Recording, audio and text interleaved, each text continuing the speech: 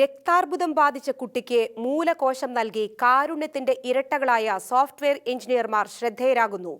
ഷെക്കേന ടെലിവിഷനിലെ തത്സമയ quiz പ്രോഗ്രാമായ right ആൻസറിന്റെ അവതാരകരാണ് ഇരട്ടകളായ മിന്നയും മിന്നിയും.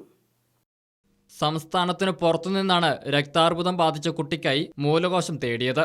Blood cancer പോലുള്ള രോഗികൾക്ക് അവസാനത്തെ പ്രതീക്ഷയാണ് മൂലകോശം മാറ്റിവെക്കൽ. കോളേജിൽ പഠിക്കുന്ന സമയത്ത് ധാത്രി ഓർഗനൈസേഷന്റെ നേതൃത്വത്തിൽ സ്റ്റെം സെൽസ് ഡൊണേഷനുമായി ബന്ധപ്പെട്ട് ഒരു ക്യാമ്പ് സംഘടിപ്പിച്ചിരുന്നു. അതിൽ നിന്ന് ലഭിച്ച പ്രചോദനത്താലാണ് ഇരുവരും 2017 ധാത്രി സ്റ്റെം സെൽ രജിസ്ട്രിയിൽ പേരു നൽകിയത്. 4.5 ലക്ഷം പേരിൽ നടത്തിയ സാമ്പിൾ പരിശോധനയിൽ ഇരട്ട സഹോദരിമാരായ മിന്നയുടെയും മിന്നിയുടെയും മൂലകോശമാണ് തെരഞ്ഞെടുക്കപ്പെട്ടത്. ഇരുവരുടെയും സ്റ്റെം സെൽസ് മാച്ചായിരുന്നുവെങ്കിലും 7 വയസ്സു പ്രായമുള്ള കുട്ടിക്ക് മിന്നയാണ് സ്റ്റെം സെൽസ് നൽകിയത്. കൊച്ചി അമൃത ആശുപത്രിയിലായിരുന്നു കോശദാനം നടന്നത്. ഒരു തവണ നടപടി പൂർത്തിയാക്കി മടങ്ങിയ മിന്ന വേണ്ടത്ര സെല്ലുകൾ ലഭിച്ചില്ലെന്നറിഞ്ഞതോടെ വീണ്ടും എത്തി.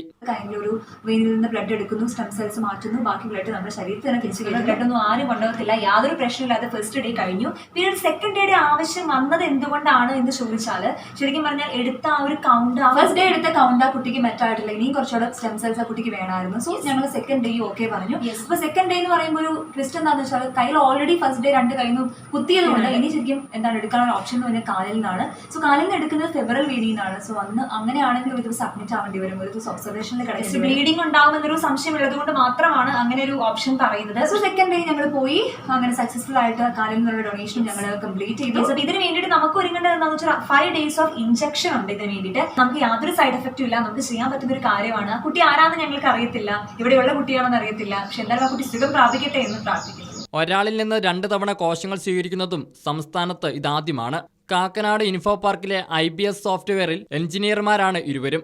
കോതമംഗലം രൂപതയിലെ ഏനനല്ലൂർ നീരോലിക്കൽ ഷാജി ഷൈനി ദമ്പതികളുടെ മൂത്ത മക്കളാണ് മിന്നിയും മിന്നിയും.